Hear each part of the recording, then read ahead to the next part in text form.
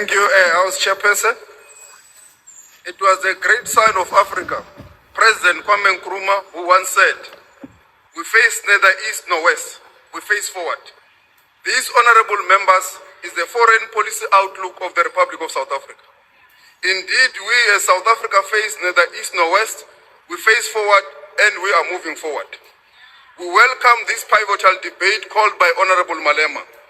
While we acknowledge the invaluable contribution of PEPFAR to our health system and the whole continent, we should not bemoan the sovereign decision of the United States of America to revise its US aid policy, but seize this moment as a catalyst for change.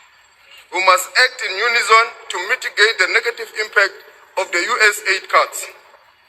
We must seize this moment to reconceptualize our global system and ensure that our domestic imperatives serve our nation efficiently and sustainably. Section 231 of the Constitution provides that foreign policy is the responsibility of the National Executive, which is vested in the President. Ms. Powell, the GNU does not supersede the Constitution. There is no party in the GNU that can go to any foreign country to represent South Africa's interest. You can go represent the interest of your party. It's a right that all parties have, but not the national interest of the people of South Africa. Our Constitution protects the rights of all citizens to protest as we used to protest to fight against unjust laws of apartheid. There is nothing unjust in our Constitution for solidarity and AFRIFORUM to protest for in Washington. Our struggles were for the common good of all and not for a select race. They have positioned themselves against the people of South Africa. As we mark Human Rights Month, we remain committed to the democratic socio-economic transformation agenda of our country to reverse the legacy of colonialism and apartheid disposition, discrimination and marginalization. Our Constitution enjoins us to build a just and equitable South Africa in which all shall share in its prosperity. Honorable House Chair, we remain steadfast in advancing international peace and security through inclusive dialogue and peaceful political settlement of disputes in the African continent and beyond. Honorable Speaker and members, for 30 years, South Africa and America enjoyed sound bilateral relations. Whenever we had differences, we tackled them through constructive dialogue. Just as we value the strategic partnership with the US, so we do with countries from the global north. This is encapsulated under the pillar of North-South dialogue in our foreign policy. In short, it is about dialogue and partnership, not paternalism or imperialism. We place great value on our sovereignty, independence and autonomy, while committing to engagements with all states, including the United States. Honorable House Chair, in terms of our policy orientation, we are not in place of confrontation and antagonism. We are in the business of diplomacy and dialogue, but this should never be viewed as timidity and weakness. We will continue to remain firm in this regard, hence our President's mantra that we will not be bullied. The US is South Africa's biggest trading partner in the world after China. There are 601 US firms that have invested in South Africa, many using South Africa as a gateway to other African countries. These companies range from technology and finance, manufacturing and industry, healthcare and pharmaceutical, energy and mining. Their investment is a huge testament of confidence in South Africa's potential for growth and development. South Africa is the largest exporter to the US in the African continent. South Africa-US bilateral trade stands at 21 billion rand in 2023. South Africa also exports to the US 13.9 billion rands. We import at the value of 7.2 billion rands. South Africa's global exports are distant for US average 2021 to 2023. From 2019 to 2024, the US ranked as South Africa's agricultural exports destination.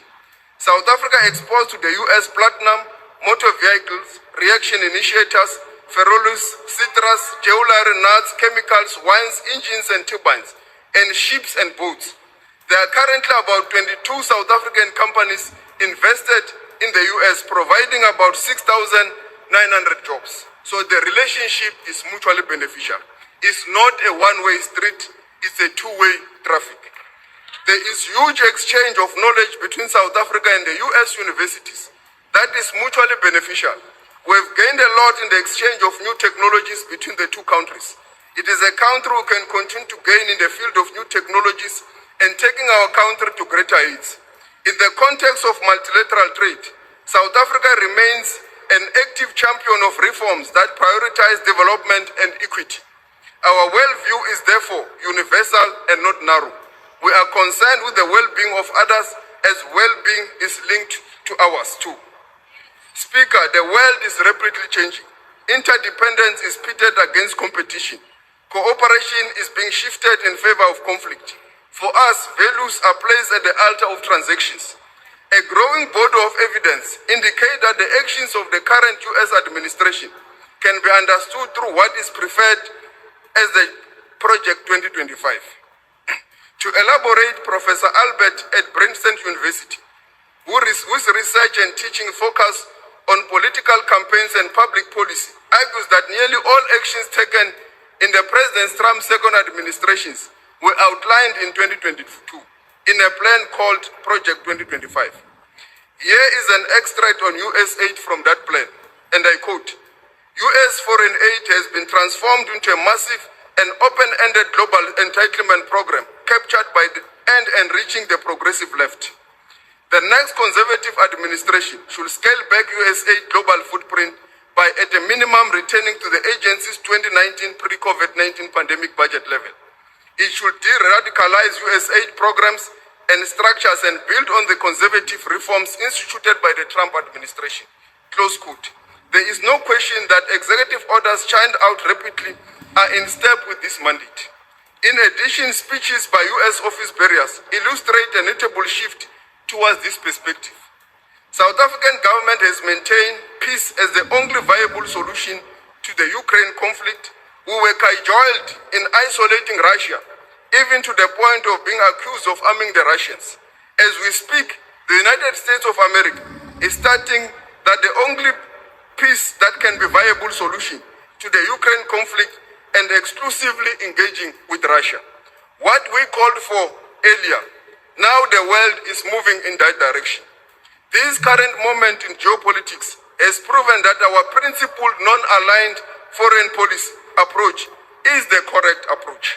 We have to stand by our principle, no matter what, and it is because of this that everyone is now coming to the table, that all parties to the Ukraine conflict must be called back to have a meaningful dialogue and to achieve peace. Our response to this rapidly shifting sense should include collaboration and partnership and strategies to be less reliant on foreign assistance.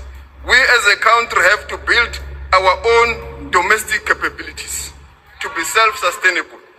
In 2022, the African Union adopted the new public health order aimed at promoting greater self-reliance in health agendas. It calls for, and I quote, strengthen public health institutions, domestic resource mobilization, local manufacturing of health products, health workforce development, respectful and action-oriented partnerships. This is the way forward and must be implemented by us as a nation and the African continent as a whole. Our experience with COVID-19 pandemic taught us a great deal. COVID-19 taught us that we must become self-reliant or face being at the mercy of rich nations in the West, who proved themselves capable of acts like holding life-saving vaccines and giving us Africans the leftovers. It must not happen again, and it will not happen. We, under the leadership of Minister Mtwaledi, we must continue to build self-reliable reliance in our manufacturing capabilities to respond to these challenges. We owe it to ourselves and future generations to build a robust, self-sufficient and sustainable health infrastructure. The gains we have made over the last 2 decades are fragile. Without sustained investments to bolster the national response to pandemics and viruses, the future human and economic costs will be heavy. As the Minister of Health has already highlighted in the debate, we must continue to be self-sufficient to safeguard our continent's future. But in the spirit of progressive internationalism, we will engage all, including the country that will succeed us as the G20 president, the United States of America. not only at home, but also in terms of enhancing global health security. It is a great privilege that this opportunity occasioned by these shifts takes place at a time when we hold the G20 presidency. We will choose Ubuntu diplomacy, emphasizing mutual benefit, solidarity, and cooperation. We will not give up on equal rights and equal opportunities and equal rules as a basic principle of multilateralism. We will continue to ensure that we build alliances across the globe to make our economy self-reliant and respond to the investment challenges that we'll continue to face. We face neither East nor West, so we'll continue working with the countries in all countries to build multilateral platforms. We shall fight to be free. We will build our own society, in our own society. We will sing our own song, Amandla Awetu. This is an extract, Sing Our Own Song, written and performed by the British reggae UB40. The song was created as an anti-apartheid song, faced censorship in South Africa, featuring the ANC rallying cry, Amandla Awetu. It is regarded as a significant protest song of that era. Our foreign policy echoes this spirit. We will indeed build our own society. In our own society, we will sing our own song. We must build our own self-reliance so that we can sing our own song.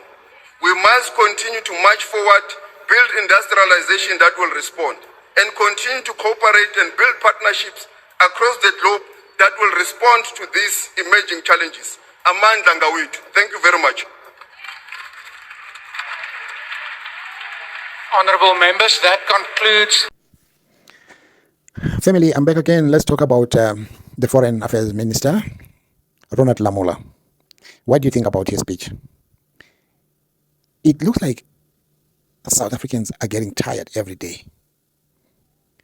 And there's something that I like that Lamola said in his speech.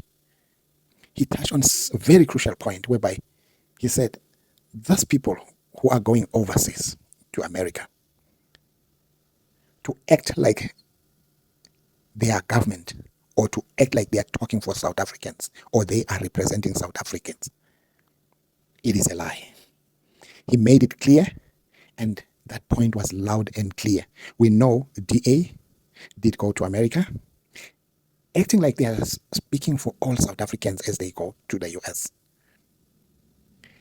They are not speaking for the South Africans. They are there to go and protect their privilege. They want America to interfere to protect their privilege, including AFRIFORUM.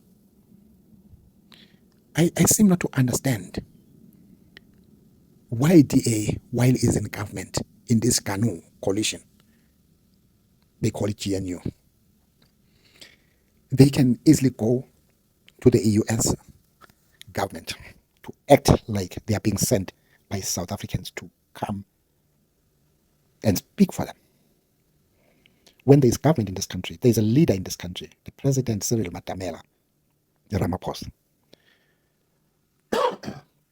Why they feel they can easily do as they wish? Is there any respect of the President of South Africa, or they don't respect him at all? Because it seems like they are the ones who are running this government when they are not. They can be removed at any time, but they feel like they have to stay in power because for some reasons that nobody knows why. If they feel they are not comfortable with the government of national unity, we call it a GNU. It's a collusion of DA and ANC. But the disrespect that they are showing Cyril Ramaphosa, I don't think they deserve to be in that seat, to be part of this government, let alone AFRIFORUM. The treason that they have caused, they need to pay for it. I think all South Africans should stand up to this and make sure that those people are brought to book. I really like what the minister said, and he touched on very crucial points. What do you think, family? Drop your comment. Don't forget to like, share, and subscribe. Let's keep fighting until we get our land back. We cannot be controlled by outside powers to tell us in a sovereign country that they want to protect the privilege of white Afrikaners. It cannot be. Bravo, bravo, bravo. Let us see.